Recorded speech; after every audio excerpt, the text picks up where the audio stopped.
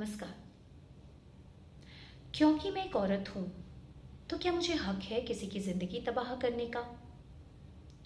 क्योंकि मैं एक औरत हूं और रोती हूं तो मैं सच्ची हूं। और एक मर्द जो कम रोता है वो झूठा है, दोषी है, मक्कार है। क्योंकि मैं एक औरत हूं और अगर मेरी बात ना मानी जाए या मेरे फेवर में कोई बात ना हो या मेरे अगेंस्ट में ही कोई बात क्यों ना हो जाए तो मुझे हक मिल जाता है कानूनी धाराओं का गलत इस्तेमाल करने का।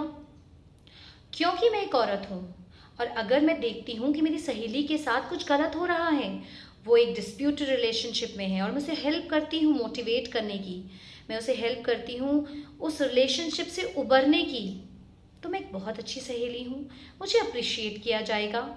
और अगर यही एक मर्द करे तो वो अपने दोस्त को भड़का रहा है।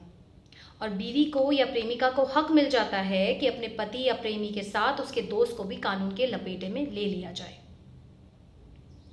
मैं बात कर रही हूँ उन लड़कियों की, उन औरतों की जो अपने दुख, अपनी परेशानी, अपनी आकांक्षाओं और अपने अधिकार का गलत इस्तेमाल करती हैं और जिसकी वजह से जिन्हें सच में न्याय मिलना चाहिए उन्हें न्याय नहीं मिल पाता। Section 376 a law to protect a women's dignity, एक ऐसा कानून जो औरतों के अधिकार के लिए बना है पर जिसे औरतें हथियार की तरह इस्तेमाल कर रही हैं। और इस सब में बहुत हद तक हमारा समाज भी जिम्मेदार है, जो समझने और समझाने की जगह अब भड़कने और भड़काने पर आ गया है।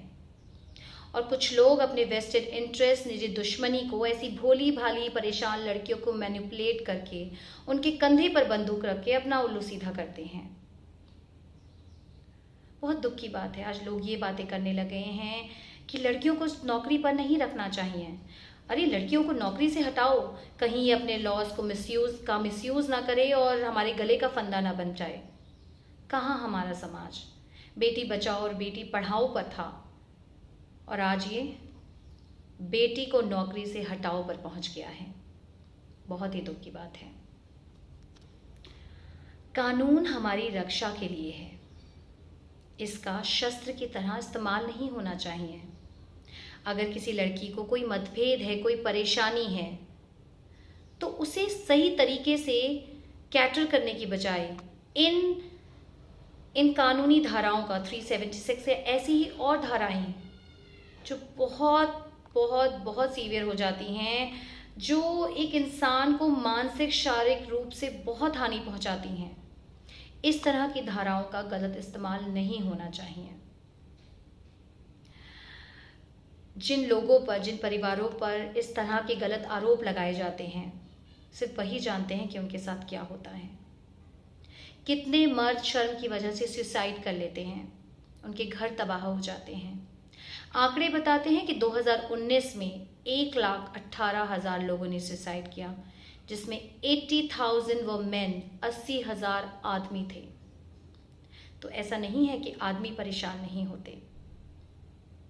आज एक आदमी की डिग्निटी, उसकी रिस्पेक्ट, उसके अधिकारों का तो कहीं जिक्र ही नहीं होता।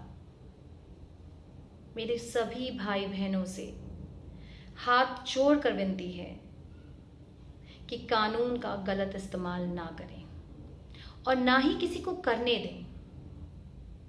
मेरी अपनी कानून व्यवस्था से भी विनती है कि जेंडर न्यूट्रल लॉज बनाए जाएं और डर की जगह कोऑपरेशन का माहौल बनाया जाए।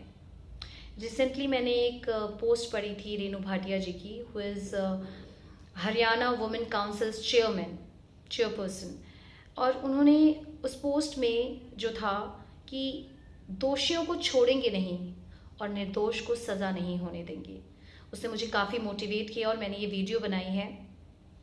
अंत में यही कहना चाहूँगी, सत्य परेशान हो सकता है पर पराजित कदापि नहीं। धन्यवाद।